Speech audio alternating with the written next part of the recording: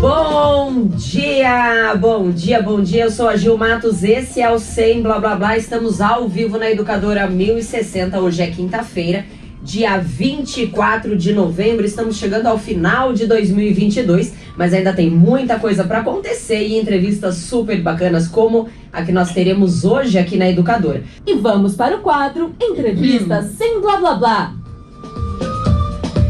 Bom, o entrevistado desta quinta-feira aqui no Sem Blá Blá Blá na Educadora é psicanalista, especialista em gestão de pessoas e atualmente está entre as principais referências no Brasil quando o tema é relacionamento, saúde mental e desenvolvimento de pessoas.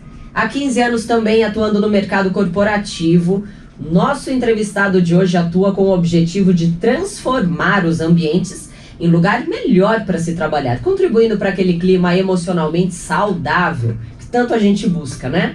É formado em jornalismo, especialização em administração de empresas pela Fundação Getúlio Vargas e em gestão de pessoas pela PUC do Rio Grande do Sul. Com mais de 240 mil seguidores nas redes sociais, ele tem publicações em páginas do seu blog, conteúdos em plataformas como YouTube, podcast, LinkedIn, Instagram e TikTok, além de ser colunista do site comunicarh.com. Para o Brasil, Portugal e vários outros países da língua portuguesa, estou falando dele, do meu amigo psicanalista Vieira Júnior, que também é criador e mantenedor da marca Psicanalizando, que a partir desse momento vai conversar com a gente sobre o tema narcisismo. Seja bem-vindo, meu querido amigo. Bom dia, Gil. Bom dia a todos os nossos amigos ouvintes. Que prazer estar aqui com você. Eu posso dizer que é a realização de um sonho. Eu comentava que você fala do ar, né? Puxa, eu fico lá no carro ouvindo Sem Blá Blá Blá com Gil Matos. Eu decorei a musiquinha. Você canta o jingle também? Canto. Sem Blá Blá Blá com Gil Matos. Entra na mente, claro, né? Entra na mente. E hoje estou aqui com você. É um prazer imenso, assim. Obrigado pelo convite. É uma honra e principalmente ser chamado de seu amigo. Pra te chamar de minha amiga também. Obrigado, de verdade. Eu que agradeço, porque olha, eu assisto os vídeos que você me manda, que você compartilha comigo no meu WhatsApp. E, gente, são temas tão interessantes e que rende assunto, né? É verdade. Como que pode? Esse tema do narcisismo é um tema que vai fazer muita gente pensar aqui hoje. Que surgiu na minha vida de um jeito bem despretensioso. Eu estava fazendo o curso de psicanálise ainda, há questão de 2 anos mais ou menos. Estava começando a produzir conteúdo para as mídias sociais, porque eu falei, isso que eu estou estudando não pode ficar só para mim. Aí que eu montei o blog, montei o Instagram, TikTok. E aí comecei a compartilhar os conteúdos. E um dia, numa das aulas, me deparei com esse perfil narcisista. Falei, nossa, eu vou fazer um vídeo sobre isso. E fiz. Fui dormir com 30 seguidores, acordei com 25 mil. Meu Deus do céu. A partir dali, falei, preciso falar mais disso. E aí minha vida mudou, né? Vieram os pacientes, vieram mais seguidores. Então entrou de um modo despretensioso e tá ficando agora porque eu tenho sentido a necessidade. Tem muita gente sofrendo na mão de narcisista. Eles estão no trabalho, estão no relacionamento, estão na amizade, na igreja. Quanto mais você vai se aprofundando, mais você vai vendo que você muitas vezes está em uma situação de relacionamento tóxico, se sentindo mal, adoecendo e não sabe que do seu lado tem um narcisista causando exatamente isso em você. Hoje a gente vai falar de uma forma até bem profunda a respeito desse tema, mas para a gente iniciar a conversa, meu querido amigo Vieira Júnior, eu gostaria que você explicasse para os nossos ouvintes o que exatamente significa esse termo, narcisismo. Fazer um resumo bem breve aqui mesmo, né, embora seja redundante essa frase, da questão do mito do Narciso, né? Existia uma ninfa na mitologia grega chamada a ninfa Eco. Eco era e eu adoro a mitologia grega porque assim a gente viaja, né? É mentira, é um mito, mas isso traz muito da história da humanidade. Os gregos acreditavam nesse mito que a ninfa Eco era uma ninfa que era muito falastrona, comunicativa, alegre, feliz. E de vez em quando, Zeus, o deus de todos, descia até a terra para conversar com as ninfas. E conversando ali com as ninfas, ele dava ali uns amassinhos, uns beijinhos e tal. Até que um dia, a Eros, a esposa de Zeus, desce até a terra para procurar Zeus. E Eco vai ao encontro para tentar ali não deixar ela ver que Zeus estava com outras mulheres, com as ninfas ali da terra. Quando ela encontra com Eco, Eco começa ali a disfarçar, a brincar, e ela percebe que ela está sendo enganada. Ela fala, meu marido tá aí, você tá me enganando. E ela joga uma maldição sobre Eco e diz assim, a partir de hoje você não vai mais conseguir se comunicar. Você vai repetir toda a última palavra que você ouviu. E ela perde um pouco da sua alegria e começa a vagar pela terra e encontra quem? Narciso. Narciso, um jovem bonito, maravilhoso, encantador, que ninguém conseguia fazer com que Narciso se apaixonasse. Nenhuma das mulheres, as mais belas da terra, ninguém conseguia conquistar Narciso. E ela encontra Narciso e se apaixona à primeira vista. Fica escondida atrás de um arbusto e tenta agarrar ele. E ele se desfaz dela porque ela não consegue se comunicar. Ela só repete a última palavra que ouve. E ela tenta agarrar ele fala, sai, ela repete, sai também. E vira aquela bagunça. Então ela, decepcionada, sai e encontra outras ninfas que estão sofrendo pelo mesmo motivo. Olha como começa a justificar a história do Narciso. Estão sofrendo pelo mesmo motivo, rejeição do Narciso, abandono do Narciso.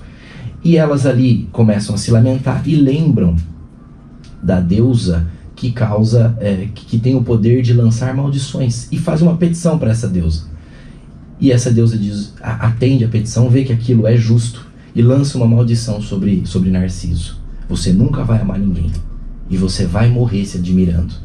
E então Narciso sai caminhando e encontra um lago. Aí entra a história. Ele encontra um lago e, ao se deparar com o lago, ele vê a própria imagem. E aí ele se apaixona. Por ele mesmo. Aí que ele nunca tinha amado ninguém, ele passa a se admirar e a se amar, e os dias passam a existir só se ele estiver na beira do lago se admirando. Que olhos, que boca, que cabelo, que jeito. E Narciso fica tão encantado que ele passa a não comer mais, não se relacionar mais, não dormir mais. Ele só fica na beira do lago, esperando o sol nascer para ver a própria imagem. Até que ele vai definhando, ficando com fome, definhando. E quando ele tenta beijar a própria imagem, ele cai no lago e morre afogado. Na passagem de uma vida para outra, os gregos acreditavam que existia um barco que atravessava um rio e te levava para o outro lado desse rio. Até ali, Narciso se admirava. Ele ficava nas margens do lago, se admirando, até depois da morte. Diz a mitologia que quando ele morre, no lugar do seu corpo nascem muitas flores bonitas. E Eco, a ninfa que se apaixonou por ele, decide então se entregar às montanhas e viver nas montanhas. E diz a mitologia que as montanhas a absorvem, a trazem para dentro. É por isso que hoje, quando você vai numa montanha, você diz, olá! Alguém responde, olá, olá. Um eco. O Eco. E o nome da ninfa? Da ninfa, Eco. É uma história bonita. Que interessante. É uma história bonita. Nunca tinha ouvido essa história. Trágica e bonita para contar a história, o início aí de Narciso. O narcisismo, o transtorno de personalidade narcisista, é dado esse nome justamente por causa dessa história. É alguém que tem uma mania de grandeza. Ele é fora da realidade. A mente dele opera fora da realidade. Nós temos um Narciso. Mas ele acredita que é real? Para ele, sim. Ele não acredita que é uma mentira? Não. Para ele, aquela é a realidade dele. Todos nós temos um lado narcisista. Nós temos narcisismo, isso é importante falar. O jeito que você está vestida hoje aí, toda que bonita. Seria a nossa preocupação com a autoimagem? Isso, a vaidade, o jeito que eu coloquei meu cabelo, que você colocou o seu. Nós queremos sair de casa bonitos. Isso é narcisismo. Tá tudo certo. Mas é um controle. Você tem um limite. Você sabe que você quer ficar bonito. Quem não gosta de um elogio? Sim. Quem não gosta de dizer, você tá bonita, bonito? Isso faz parte do narcisismo. Pessoas que estão, por exemplo, em depressão, estão com narcisismo, com o lado narcísico muito baixo. Não quer mais fazer a barba, não quer pentear o cabelo, não quer tomar banho, a depressão profunda. Então você trabalha o resgate desse lado narcísico. Isso é bom. Agora, o transtorno de personalidade narcisista, ele é caracterizado por uma síndrome de grandeza desproporcional à realidade. Então, o narcisista acha que ele é o mais bonito inquestionavelmente da Terra. Não importa se outra pessoa disser que não. Que pessoa? Não existe outra pessoa para o narcisista. É só a opinião dele que conta. É quase que uma anulação mesmo com relação ao próximo. A empatia não existe. Empatia quase zero. Zero é o psicopata. O narcisista é uma empatia quase zero. Seria 1%, 0,5%. Empatia quase zero.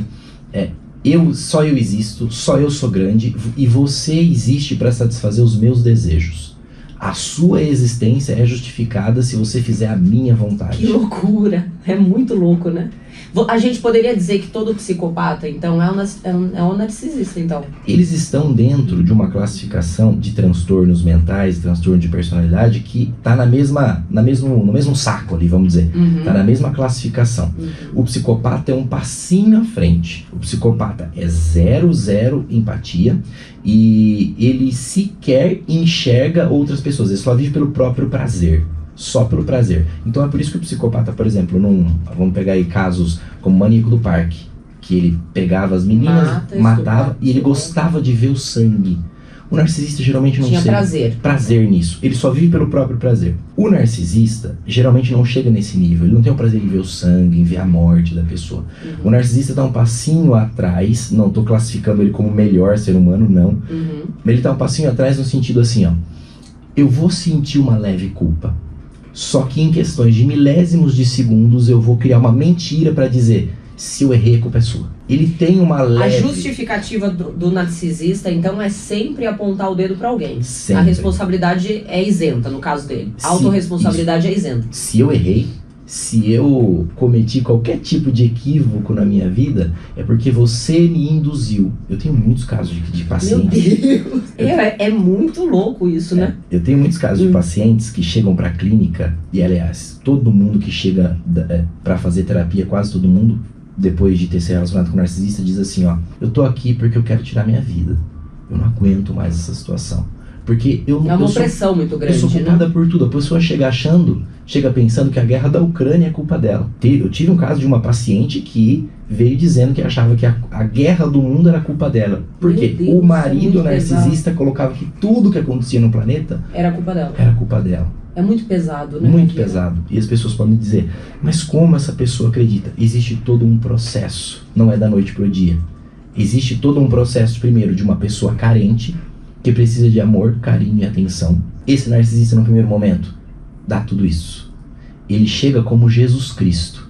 Você quer carinho? Eu sou a pessoa que mais tem carinho no mundo, ele diz. Você quer atenção? Nossa, você não vai conseguir ter sossego. Seu WhatsApp vai ficar lotado de mensagem, ligação toda hora. Você quer romantismo? Flores, jantares e declarações de amor.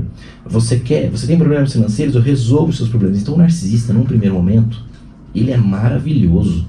E a pessoa que está carente, machucada, deprimida, vê nessa pessoa um salvador e deposita toda a sua confiança nessa pessoa. A pessoa tira o foco de si mesma e coloca tudo nesse ser humano. Confia tudo. Deposita nele como se ela fosse uma criança e ele o pai que tem que cuidar.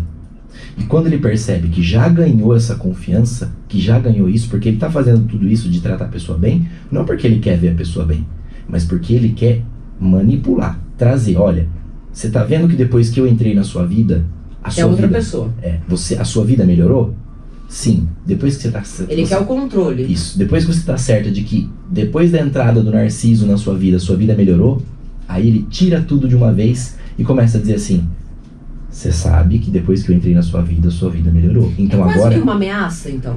Então agora siga o que eu faço. Agora eu quero que você tire seus amigos do Instagram. Eu quero que você não tenha mais WhatsApp. Eu quero que você não trabalhe mais. É aí que ele começa a implantar a segunda fase do relacionamento, que a gente chama, que é a fase ali do controle mesmo. Aí ele começa a anular. Então você já não vai mais poder pintar o seu cabelo, vestir a roupa que quer, usar a maquiagem que quer. E aí ele começa a pegar suas qualidades e colocar como defeitos. Essa roupa é uma roupa de meretriz. Essa maquiagem é maquiagem de mulher da vida.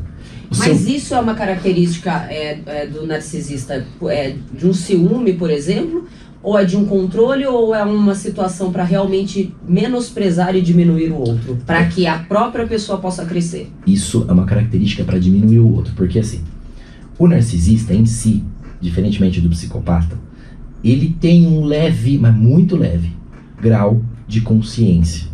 Então, ele sabe, no fundo, que ele não é nada. Ele sabe, lá no fundo, tem gente que pensa que o narcisista tem um ego grande. Nossa, olha que ego gigantesco ele tem. Não, o ego dele é pequenininho. Ele se sente um lixo. Como ele se sente um lixo, ele olha para o lado ao redor e vê pessoas boas. o que ele começa a fazer para se validar? Ele cria uma fantasia de que ele é bom. Só que como ele se sente um lixo, ele quer fazer com que você fique abaixo de lixo, para que ele seja maior que alguém. Então é aí que ele começa a dizer que o seu corpo não é legal, o seu jeito de falar, suas habilidades, os seus amigos, a sua história. Ele começa a invalidar tudo que existe em você para que você fique abaixo dele. E aí ele pode olhar e dizer, existe alguém abaixo de mim. Agora eu sou Deus para essa pessoa. Então esse processo de desvalorização é para que ele fique bem com ele mesmo. Aí tem gente que fala, mas então o narcisista sofre? Ele não chega a sofrer porque é muito curto o período de consciência. Ele vive mais no mundo da fantasia do que da realidade. Quando ele começa a sofrer, ele já cria uma fantasia para dizer, eu sou bom. Quando a gente fala, por exemplo, do narcisismo, qual o fator que determina o surgimento desse conceito, por exemplo, na psicanálise? O que define aquele indivíduo que admira exageradamente a sua própria imagem? É o orgulho, é o ego, é a autossuficiência? O que determina? Quando a gente fala de transtornos mentais, de transtornos de personalidade principalmente, nós estamos falando de coisas que começam lá na infância. Não há uma resposta fechada para essa sua pergunta. Quando começa? Alguns estudos vão trazer definições genéticas, outros sociais, outros da criação. Enfim, o ambiente pode proporcionar isso? Eu diria que é um fator, uma soma de fatores que proporcionaria uma pessoa se tornar narcisista. Eu acho que quem mais se aproximou de dizer como surge o narcisismo, ou como ele principalmente pode ser reforçado numa pessoa, foi Freud. O que Freud diz? Quando você está na barriga da sua mãe, imagine, você é um bebê, um feto, que está num mundo dentro do corpo de alguém, em que aquele corpo trabalha para que você exista. O corpo da mulher todo muda para que aquele bebê não morra. Vem ao mundo. As células, as vitaminas, o oxigênio, o sangue, tudo opera para que aquele bebê venha ao mundo. Então o bebê ali começa a ter inconscientemente a ideia de que este universo do qual eu faço parte, que é o corpo da mãe, existe para me satisfazer. Eu não preciso fazer nada, eu só preciso existir. Eu sou o atendido. Meu Deus! Isso, ali começa a existir um narcisismo, né? Quando isso começa a ser quebrado? Quando nascemos. Quando nascemos, nós sentimos o quê? Alguém nos expulsando. Opa, então eu não sou tão bem quisto assim? É essa sensação que nós começamos a ter.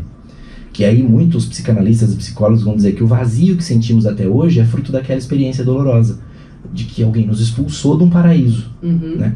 Então, nós começamos a ser expulsos. E aí nascemos com frio, com dor nos olhos porque a luz incomoda, chorando, dor no ouvido, enxergando branco e preto. Quando chora, dói para respirar, nasce com fome, e aí nós começamos a ser frustrados. Então o mundo não existe para me satisfazer? Na verdade, tem gente tentando me matar, porque todo bebê pensa que no nascimento estão tentando matá-lo. Ele estava bem, agora ele está numa situação que estão tentando matar ele. Quando é que isso começa a ser equilibrado? Quando o médico pega o bebê, coloca no colo da mãe, a mãe pega ele, coloca ao peito, ele começa a mamar e inconscientemente começa a entrar um valor. Nem todo mundo quer me matar, mas também o mundo não existe para me servir. Algumas pessoas vão me servir, outras não. Começa a equilibrar. Então o bebê começa a ter a noção de que se eu quiser comer, eu tenho que chorar. Só que se eu morder o bico da mamãe, ela vai tirar. Se eu morder o bico do seio, ela vai tirar. Se eu chorar muito, mamãe vai tentar cuidar de mim. Se eu não chorar, eu vou morrer. Então eu tenho que lutar por aquilo que eu quero, para ser amado. Eu tenho que me comportar bem. E ela vai crescendo e aí, por exemplo, essa é a fase oral que a gente chama na psicanálise. Na fase que a gente chama de fase anal, que é a fase do cocô, do xixi, você já deve ter visto crianças que vão lá, faz cocô e vem, papai, vem ver o que eu fiz. Sim. Porque ela quer mostrar, eu tô aprendendo, me ame, me valorize. É uma aceitação. Isso. Um chamado para aceitação. É uma negociação. O que a gente está falando? Que nessa fase existe uma conexão entre o ser humano criança e o ser humano adulto, e uma conexão entre seres humanos, de respeito, de troca. O narcisista parou lá na fase onde ele achava que o mundo servia a ele. Geralmente ele tem muitos problemas nessa fase oral. Não mamou direito, ou mamou demais, não teve essa conexão com outros seres humanos, ele ficou preso lá. E quando a gente vê, por exemplo, Freud falando que ele fala que o narcisismo é normal, né, em todos os seres humanos. E quando ele fala que está relacionado com esse desenvolvimento da libido? É porque quando todos nós nascemos, Freud disse, né, todos nós nascemos id, né? Nós buscamos prazer. O bebê, você não precisa ensinar ele a mamar. Ele mama natural, porque aquilo dá prazer, né? Então, o narcisista está intimamente ligado, o psicopata também é intimamente ligado à libido, porque ele ficou preso numa fase, que é essa fase oral e a fase antes de nascer, e até um pouco da anal, onde só o prazer dele interessa. Então ele vai sempre buscar a libido. É por isso que quando o narcisista se relaciona com a pessoa, ele busca prazer para ele, no sexo, por exemplo. Como não importa a satisfação do parceiro. Não. No sexo, por exemplo. Como que é o sexo do narcisista? É o melhor sexo do mundo. Para ele. Para a pessoa que tá fazendo. Porque onde que tá a libido do narcisista? Ser admirado. Lembra do mito? Ser amado, ser admirado. Não é amado, ser admirado, ser endeusado. Então, o sexo do narcisista é assim, ó. Ele se deita com você e ele começa a perceber onde estão os seus gatilhos de prazer. Ele te estuda, ele te mapeia. E aí ele começa a fazer exatamente do jeito que você gosta. Que delícia, não? É maravilhoso você ter alguém que faça todos os seus desejos. A pessoa que está recebendo acha, sou amada, sou benquista, sou desejada. Mas na verdade ele está te mapeando para que ele possa saber exatamente como ter o seu controle. Ele mesmo não está adorando, a não ser que tem muitos narcisistas que tem algumas perversões sexuais. Sim. Aí ele parte para isso. Só que se você não faz as perversões dele, aí não é prazeroso.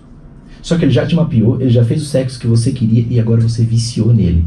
Então, e qual que é o momento que a gente pode perceber que o narcisista, por exemplo, ele tem esse comportamento do prazer, de mapear, de falar que você é tudo, de reconhecer o teu valor, pro momento em que vem agora a nós o vosso reino? Quando que tem essa divisão? Quando que tem essa quebra? Existe um comportamento específico da outra pessoa que faz com que ele, não, agora chega, agora eu já me doei muito pra você. Quando ela se mostra entregue.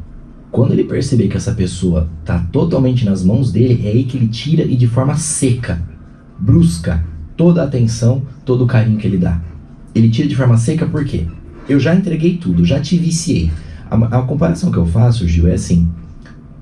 Imagine uma pessoa viciada em crack. Pra mim é a melhor comparação que eu já encontrei até hoje. Todo mundo que já usou crack, conseguiu sair, diz que o crack é a melhor sensação que você pode provar no mundo. Diz que não existe até hoje uma sensação melhor. Só que você usa uma vez e depois você começa a se desintegrar. Você perde dignidade, valores, crenças, pra ter de novo aquele prazer. Porque você viciou demais naquilo. Você faz qualquer coisa a qualquer preço. Exato. O narcisista faz mais ou menos isso.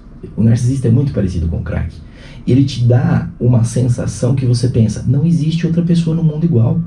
E realmente não vai existir, porque ele espelhou o seu comportamento. Essa é a técnica que ele usa. Tem narcisistas, você lembra lá do caso do Johnny Depp, por exemplo? A mulher dele já foi analisada por muitos. Aquela que processou ele agora, essa última história. A mulher dele foi já analisada por muitos psicanalistas e foi tida como narcisista. Por quê? Ele penteava o cabelo de um jeito, ela penteava igual. Ele usava uma cor de roupa, ela fazia igual. E depois ele conta que todas as vezes que ele se arrumava, ela ia e colocava a roupa da mesma cor. Porque o narcisista começa a espelhar o seu comportamento. Ele começa a ver o que você gosta e começa a fazer igual.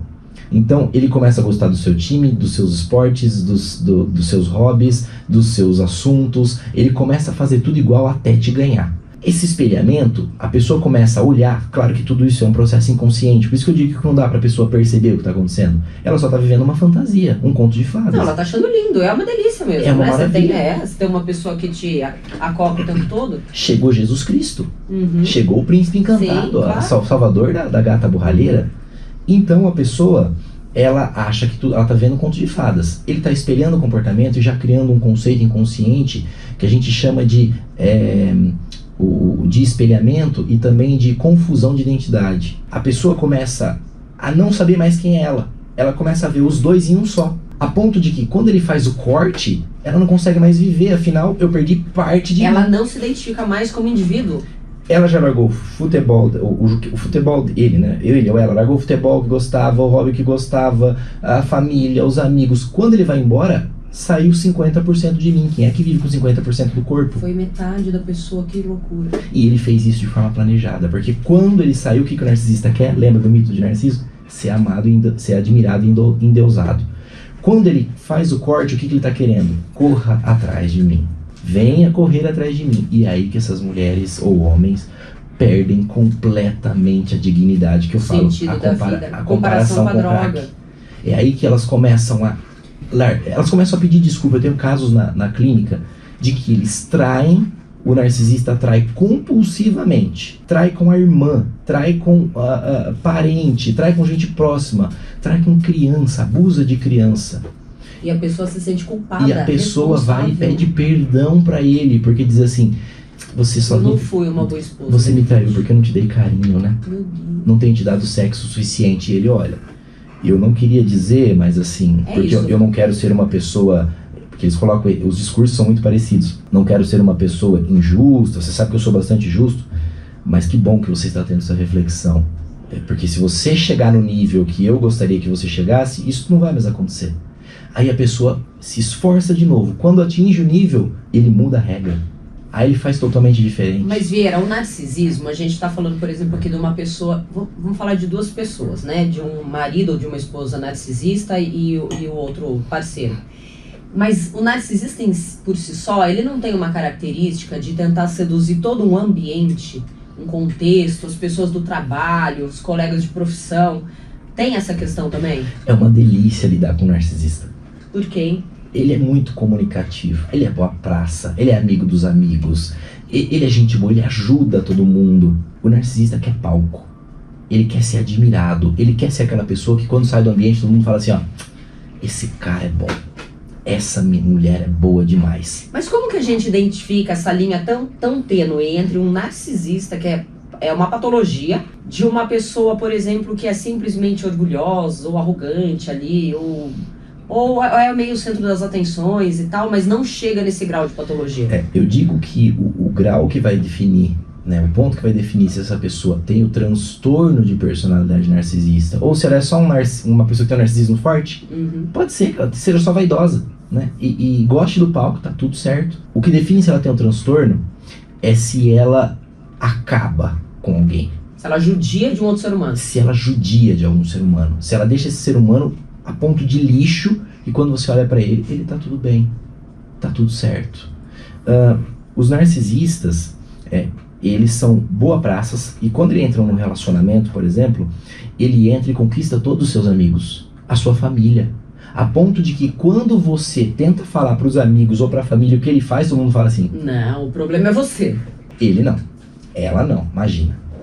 Repense, vá pra terapia. Todo mundo começa a te aconselhar e você começa a olhar e falar, é verdade, não, eu tô errado, porque olha que bênção que eu tenho, porque ele se coloca na sua vida e pras pessoas como uma verdadeira bênção, um presente divino de Deus. Você já teve paciente narcisista?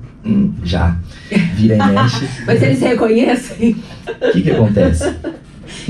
Queria ver uma dessas. O transtorno de personalidade narcisista não tem cura. Não tem como você trabalhar isso. Você pode levar ele para um psiquiatra, ele vai tomar um remédio, vai abaixar muito a frequência dos pensamentos, libido.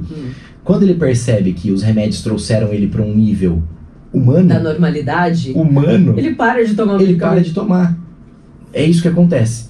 O que acontece muitas vezes? Quando ele faz esse processo de humilhação da pessoa e tudo mais, em seguida vem o processo do descarte. Ele abandona a pessoa, ele troca, aí entra o processo da triangulação também. Então eu vou ter mais uma mulher ou mais um homem, eu começo a ter vários parceiros para dizer para você, olha, tá vendo, eu sou muito desejado, muito, tenho várias opções, você não. Quando ele tá passando por esse processo, ele abandona a pessoa e a pessoa com muita dificuldade vai para uma terapia, por exemplo, vai para uma terapia e se depara com o que estava vivendo, e aí a pessoa começa a levantar, ou muitas vezes nem precisa ir pra terapia, o tempo vai curando, né? Ele não quer mais, daqui a pouco essa pessoa posta uma foto num barzinho com amigos, aí ele pensa, tô perdendo, deixa eu voltar. Ele volta pra ver se aquela vítima ainda depende dele, se ele ainda tem o controle sobre ela. Muitos casos essa mulher ou este homem faz uma exigência, só fico com você se você for à igreja, só fica com você se você for pra terapia. Aí eles vêm. Então, 4 casos ou 5 que eu já tive vieram assim, olha, eu tô aqui, eu não acho que eu tenho problema. Já começa assim. A justificativa. Eu Mas tô me aqui, mandaram vir. mas a minha esposa falou que se eu não vier, ela vai largar de mim. Então eu tô aqui. E aí você...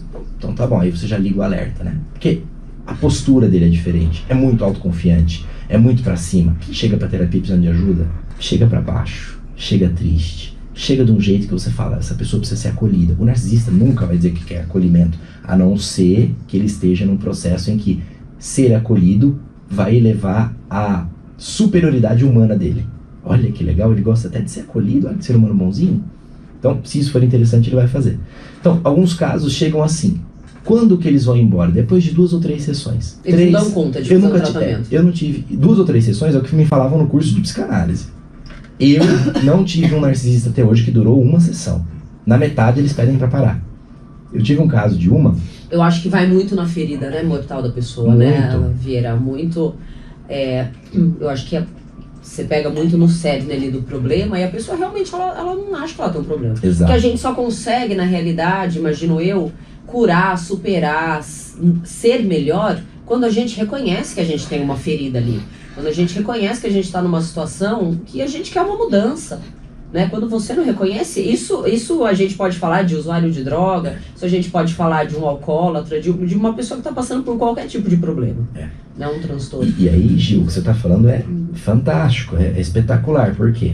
Lembra da que eu disse de que existem 2 grupos de classificação de doenças, de problemas mentais, né?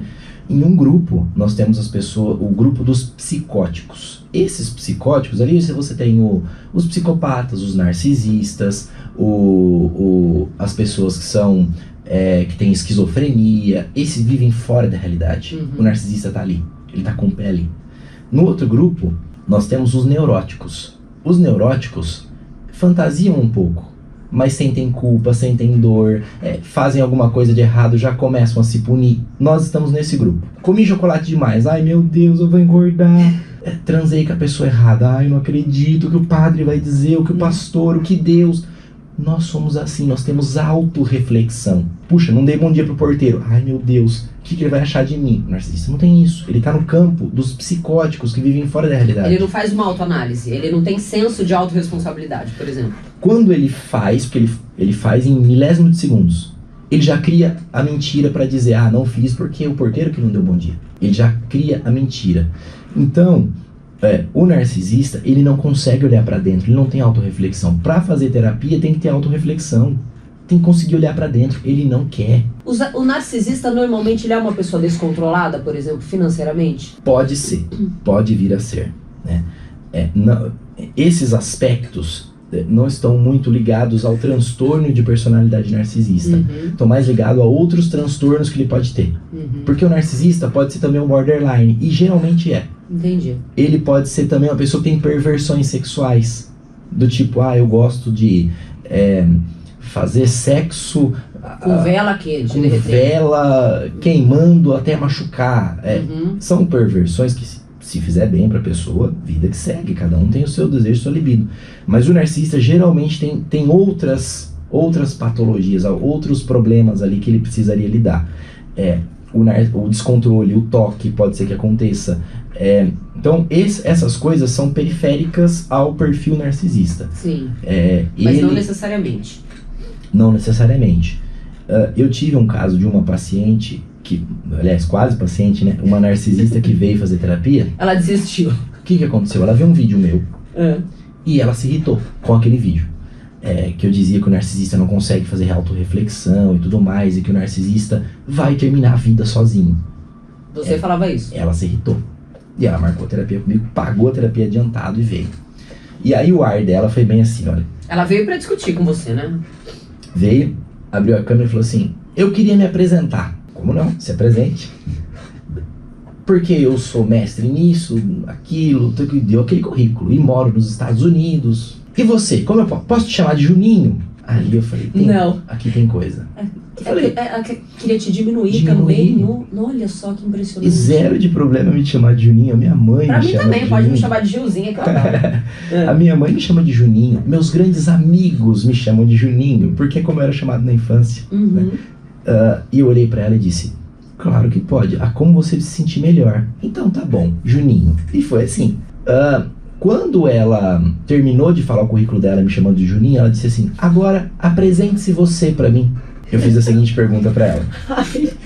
Eu não dou conta. Eu falei, o que representa pra você a necessidade de que eu me apresente e diga quem eu sou pra você? Ela foi embora. Ela percebeu que o que ela tava tendo, que eu tinha entendido que o que ela tava fazendo era se validar em cima de mim. Ela não terminou a sessão. Ela disse, estão me ligando aqui. Até porque é um perfil também de pessoa muito ocupada, né? De que é muito desejada, que todo mundo precisa dela, ela não tem agenda pra ninguém, não tem tempo pra ninguém. É curioso porque a gente bate papo, fala sobre isso e a gente parece que vai imaginando, já lembrando de algumas pessoas também, né? Vieira, é tão engraçado isso, parece que a gente tem uns narcisistas aqui rodeando um pouco a nossa... Deixa eu te perguntar uma coisa, esse perfil, essa característica, ela tá mais acentuada em homem ou mulher? Ou não tem essa... Existem alguns estudos que mostram que são mais em homens, né? A minha clínica comprova isso. Eu vi um estudo uma vez que dizia que 80% em homens. Na minha clínica e no meu público lá do Instagram, TikTok, 90% são mulheres que sofrem com homens, assim. Mas eu tenho homens que sofrem com mulheres narcisistas, 10%. 15%. Então, 80% são homens que têm esse transtorno. Eu tenho uma explicação disso que lembra que isso surge naquela fase da conexão oral entre bebê e mãe? Os meninos são muito mais dependentes dessa fase. Porque os meninos se apaixonam. O grande amor da vida de um homem é a mãe.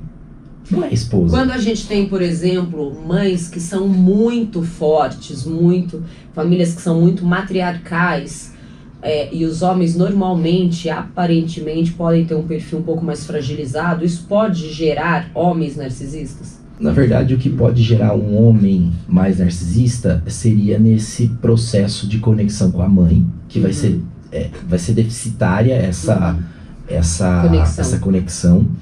E depois isso ser reforçado ao longo da infância como o melhor filho do mundo, a melhor pessoa do mundo, né? Se ela não é reforçado com palavras negativas, é com positivas. Isso é bem interessante, né? Não por exemplo, para aquela criança que sofreu bullying na escola, que a professora falava, você é burro, você não aprendeu nada, você não entende. Não é com esse perfil, é o inverso.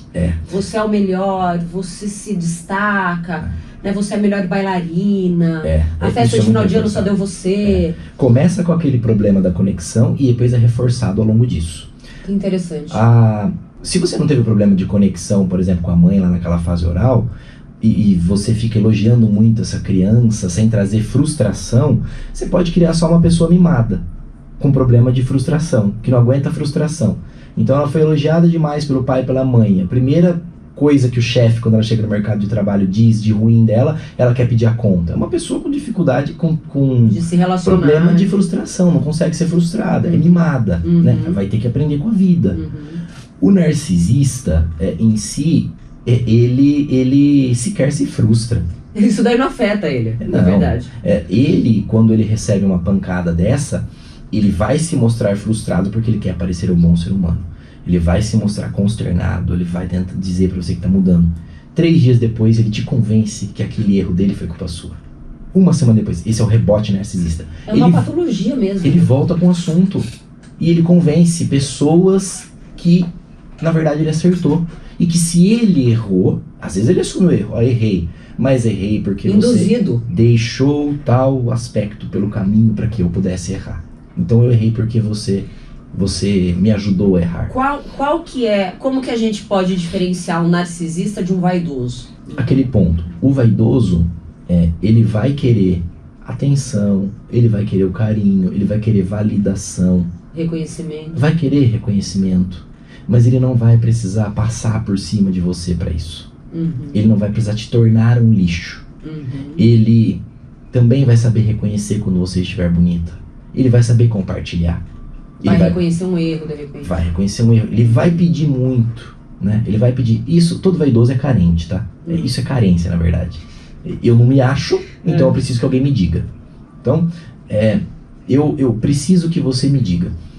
O narcisista vai querer tudo isso a custo da sua saúde mental, a custo da sua paz, a custo da sua vida. O narcisista dificilmente vai te enforcar e vai te matar. Ele não vai fazer isso. Mas você vai querer se matar na mão do narcisista.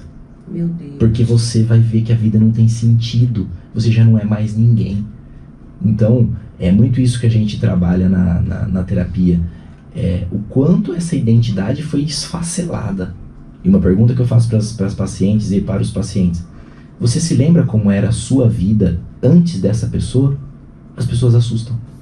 Elas choram, acho, né? Choram muito. Elas fazem, eu tinha uma vida, é verdade. Ô Vieira, você tá num ambiente corporativo, né? Você lida com muitas pessoas, né? Você é especialista em gente.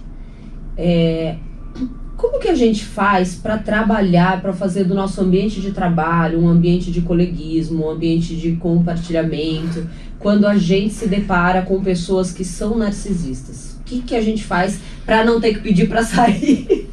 Olha, narcisista no trabalho é uma das piores experiências que você pode ter na vida. Porque como que é o narcisista no trabalho? Geralmente ele é chefe. Geralmente ele tá lá em cima. Ele é manipulador, ele é persuasivo, extremamente inteligente. O narcisista não é nada burro.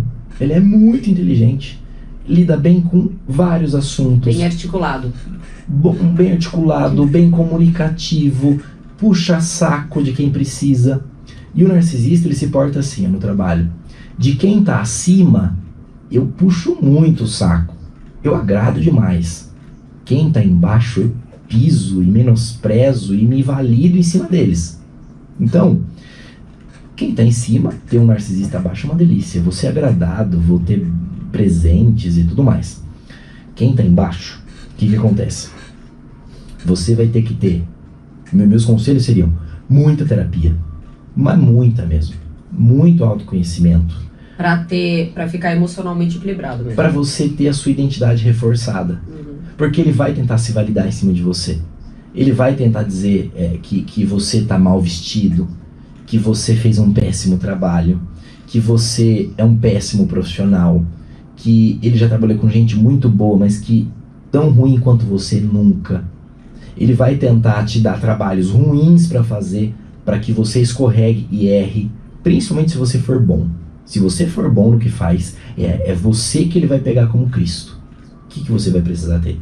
Muita inteligência emocional para saber o seguinte: essa pessoa tem o transtorno de personalidade narcisista, tem todos os aspectos, ela vai tentar se validar em cima de mim, mas ele só vai conseguir se eu permitir. Eu só me ofendo se eu permitir. Né? Só fazem conosco aquilo que nós permitimos. Eu tive vários chefes narcisistas já. Hoje eu sei porque estudei o perfil, mas eu fico me lembrando, falo, nossa, e era. Então eu já tive alguns chefes narcisistas que eu pegava a melhor roupa que eu tinha, o melhor blazer, e ia trabalhar. E todo feliz, né? E bonitão, me achando bonito, né? E aí você chegava lá e passava uma massacração. Quando eu chegava, a primeira coisa não era nem bom dia. Nossa, você tá pálido, você tá acabado, você tá destruído, o que tá acontecendo? Porque eu não podia falar do seu look, né? Que você tava super up to date. E eu sofria. Meu Deus, eu tô feio desse jeito. Você caía nessa teia, nessa armadilha? Muito, já sofri muito. Muito. Acho que todo mundo cai, né? Porque é difícil de lidar com isso. Hoje, né, com algumas pessoas narcisistas que eu me relaciono, quando ele joga isso pra mim, por dentro eu tô rindo. Você já não oferece um cartão e marca uma terapia? Não vai adiantar porque ele não vai, né? Ele não vai. É verdade, ele é tão autossuficiente que ele não precisa. E tinha um professor no curso de psicanálise que ele falava assim, ó, a melhor coisa que você pode fazer pra uma pessoa assim é dar a ela o que ela quer. Então, como é que você lida com um narcisista no trabalho? Ou como é que você lida com um pai narcisista, uma mãe narcisista? Porque eu digo nos meus vídeos, com o narcisista não se negocia, narcisista se abandona. Não tem negociação. Você tem que abandonar, porque ele é tão bom na articulação, na argumentação, que ele te convence. Se você sentar para convencer um narcisista do erro dele, daqui a pouco você tá pedindo desculpa. Você não consegue. Então eu falo, narcisista se abandona.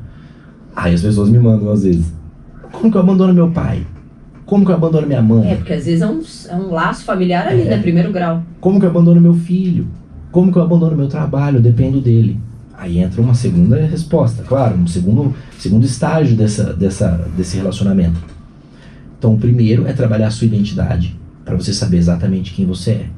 Para que nada te ofenda, nada mesmo. Leandro Carnal, eu admiro muito, ele diz assim... Tivemos o prazer de assisti-lo recentemente. Tivemos aqui, e ele disse, maravilhoso. Ele disse lá no nosso evento, no Ser Experience, né?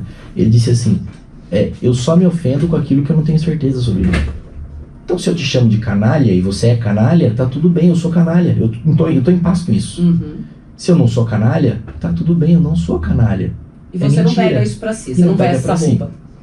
Então, quando você tá... Hoje, quando eu lido com um perfil narcisista, por exemplo, se ele me disser, você tá pálido, você tá feio, você tá acabado, por dentro, eu tô rindo, porque eu tô vendo o que tá acontecendo, é uma manifestação patológica de um perfil que não é normal e que tá tentando se validar em cima de mim. Então ele quer se validar em cima de mim? Vou dar isso pra ele. Se pra ele é importante, eu não preciso internamente me desestabilizar. Eu só olho e falo assim, verdade? O que você acha que eu posso melhorar? Não sei, passa uma base, mexe nesse cabelo. Nossa, amanhã eu faço então. Pô, obrigado, isso não é você? Você dá esse lado pra pessoa, você dá esse palco. Ele acha que ele tá te manipulando, você tá manipulando ele. Porque ele vai tentar te desestabilizar. A única coisa que você não pode permitir é que ele desestabilize você. Num relacionamento, isso é mais difícil. Num relacionamento amoroso, você dorme com a pessoa, você come com a pessoa. Ela vai te trair, ela vai te agredir verbalmente. Por quê? No trabalho você ainda consegue fazer isso, sair da sala, ir pro seu canto e continuar fazendo o seu trabalho. Sim. Não entrar na pilha, né? E continuar fazendo o seu trabalho. E aí vai ter um limite, porque as empresas têm seus códigos de ética, tem os seus canais de denúncia, você tem limites até para que, começou a me prejudicar demais, eu faço uma denúncia. Então você tem proteção. Num relacionamento amoroso, isso começa a entrar no nível que aí sim você quer se matar. Você quer tirar a sua vida. Por quê?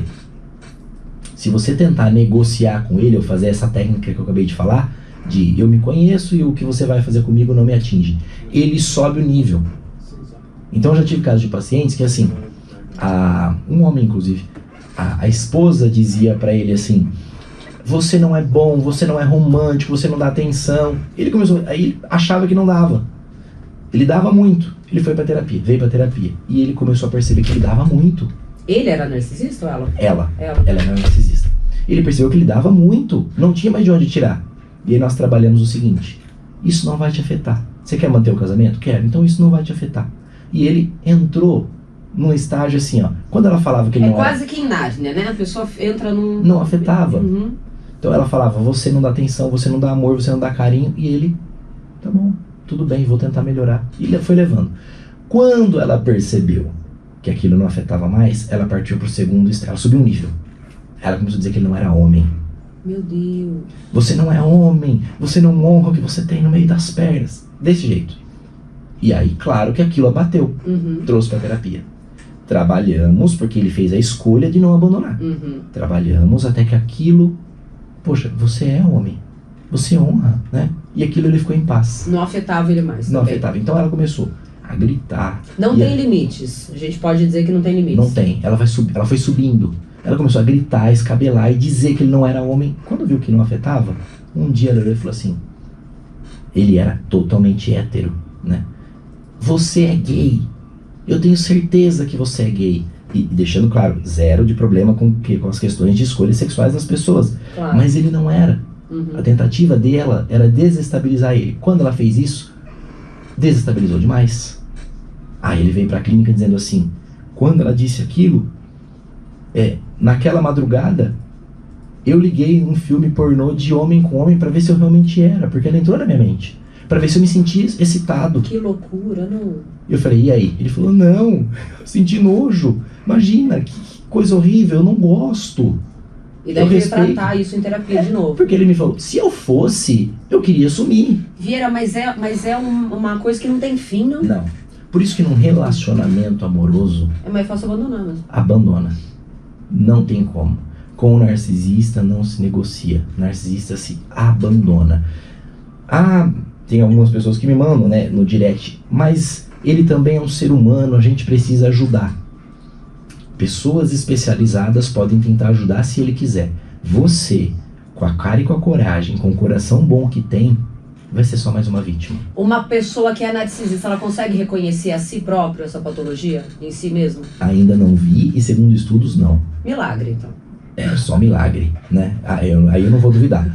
Foi pra igreja, conheceu Jesus não, milagres existem, a gente fala todo dia aqui. Aí é outra coisa. Não posso duvidar, até porque eu acredito em Deus, acredito em milagre. Eu também acredito em libertação, já vi muita coisa. É realmente uma linha muito tênue. Qualquer patologia, eu acredito que tenha cura, que tenha libertação, enfim. Mas o ser humano precisa também querer, precisa buscar isso, também precisa reconhecer. O primeiro passo é reconhecimento, né? É como usuário de droga, é como um alcoólatra. Precisa reconhecer, gente. A gente precisa reconhecer as dificuldades. Sabe o que eu queria falar pra você? A gente vai voltar com todos os seus canais aqui. Vou te falar, você é muito famoso. Tem um amigo muito famoso aqui, gente. Você acha? Olha quanta rede social. Meu Deus, como ele é chique. E a gente vai falar sobre isso. Nós já vamos marcar outra data pra você vir com outro tema pra gente conversar. Eu vou fazer rapidinho pitada de fé, agora, 3 minutinhos. Na volta, gostaria muito que você deixasse uma mensagem para... Tem tanta gente aqui na nossa live nos ouvindo, falando que já se relacionou com narcisista, que já se autoavaliou para saber se é narcisista. Tem pessoas na família que é narcisista. Eu queria que você deixasse uma mensagem de força, de ânimo, de encorajamento para essas pessoas que estão passando por esse momento agora. Vai pensando aí, a gente volta em 2 minutinhos. Pitada de fé. Que legal. Muito bom. Você passou claro.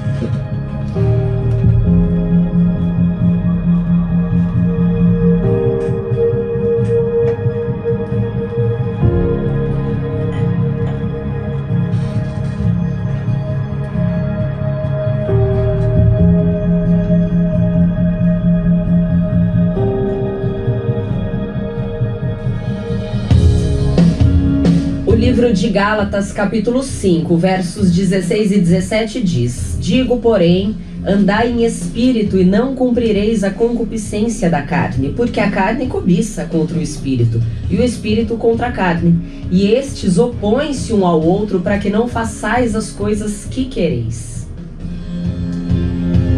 Essa palavra fala a respeito do andar na carne e do andar no espírito. E andar diz respeito a um ato que exige vontade, que exige força, que exige ação da nossa parte, da própria pessoa. É por isso que é usado para ilustrar a nossa vida cristã. E as Escrituras, a palavra de Deus, ela declara que somente quem anda em espírito, que é guiado pelo Espírito Santo de Deus, é que se domina e é que preserva a própria fé. A natureza humana, a nossa natureza carnal, a nossa humanidade, ela tem vontade antagônica à vontade de Deus. E é isso que leva o homem a travar a sua maior luta consigo mesmo.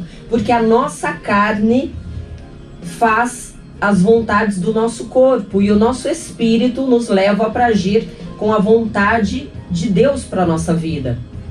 E é por isso que o homem trava a maior luta consigo mesmo, que é conter os seus próprios desejos, as suas próprias inclinações, as suas dores.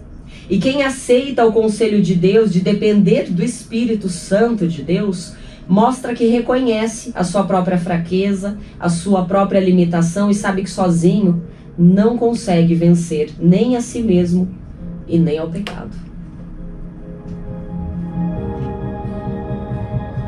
Essa palavra tem a ver com o que a gente estava falando, né? Muito. Eu amo esse tema, depois a gente pode até conversar para trazer também. Eu vejo muito Freud na Bíblia e a Bíblia em Freud, né?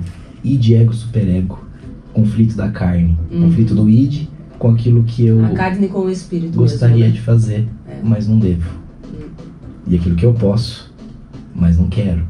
É um tema longo. Forte, né? Forte. A gente vai falar sobre muitas coisas aqui. Olha, gente, a gente queria muito ler todos os comentários aqui, mas é muita gente na nossa live. Batemos 127 pessoas na nossa live. Olha que legal. Obrigado. Isso. A gente até pode fazer live também. Tem pessoas aqui falando que viveram quase 30 anos com narcisista, pessoas que viveram 37 anos aqui. Sim, a entrevista será disponibilizada na íntegra no meu canal no @GilMatos. Também vou mandar pro Vieira e ele também vai lá compartilhar. E ela está, a Gil Sonda Paz, está dando aqui parabéns por eu estar entrevistando uma pessoa tão competente quanto você. Olha só, que legal, Vieira. O Vieira é muito querido, gente. A gente se conheceu aqui na escada da Educadora. Tive o prazer de conhecer ele com o Nivaldo Camilo. Um grande abraço para o Nivaldo, uma pessoa muito querida por nós. Seu líder, né? Uma pessoa maravilhosa. E a gente vai, com certeza nós vamos marcar mais encontros. Meu amigo, eu queria que você deixasse uma mensagem e deixasse todos os seus canais aqui de contatos e redes sociais. Qual você quiser deixar antes? Ou as informações e a mensagem, ou a mensagem e as informações.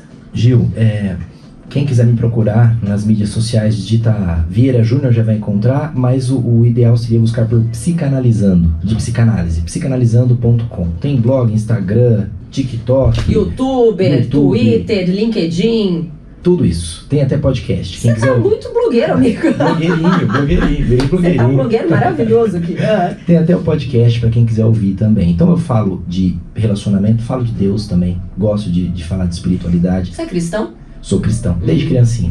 Desde quando você era o Juninho? Desde quando eu era o Juninho, né? Minha família toda, então eu professo a fé cristã, sim. Esse telefone a gente pode compartilhar aqui? Pode. É seu telefone para marcar consultas? Para marcar consultas. 19 98127 0373. 98127 0373. Teve bastante gente que escreveu na nossa live que precisa desse psicanalista. Já teve bastante gente que escreveu aqui, viu? Dá pra entrar em contato por aí. Se você tiver alguma dúvida também pode entrar em contato com a Educadora, que a gente passa as informações pra vocês. E eu tô lançando esse mês um curso que se chama... Isso. Com narcisista não se negocia, narcisista se abandona.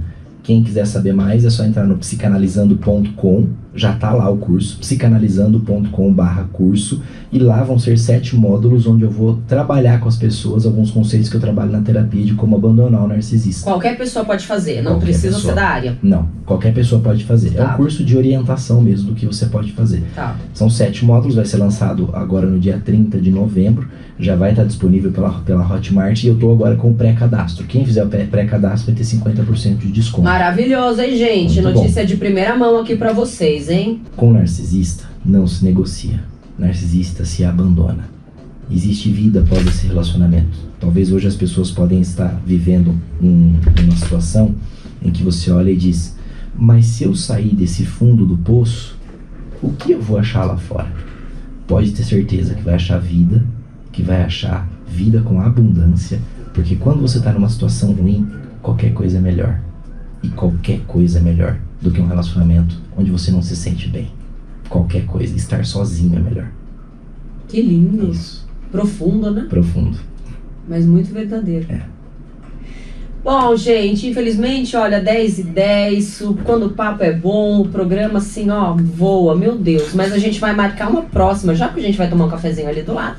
E a gente já vai marcar o nosso próximo encontro e já definiu um tema muito bacana aqui também, para trazer o Vieira Júnior de volta aqui, esse psicanalista simpaticíssimo, né, que agora eu também sou amiga dele, vou chamar ele de Juninho, que é criador e mantenedor da marca Psicanalizando, né, e que fala sobre vários assuntos lá muito importantes, amor próprio, né, como vencer suas dúvidas, seus medos, tem muita coisa legal. Eu já assisti vários vídeos, às vezes eu faço uns comentários e mando um bate-papo para ele também, e foi um prazer enorme te receber aqui, viu, meu amigo? Volte quando você quiser e você é sempre muito bem-vindo aqui, viu? A gente gosta muito de você.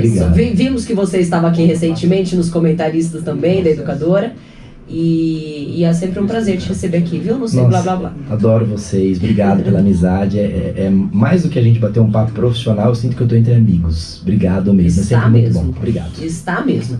Recebi aqui hoje Vieira Júnior, falamos sobre o tema narcisismo aqui no Sem Blá Blá Blá. Um grande beijo pra vocês, fiquem com Deus, tchau!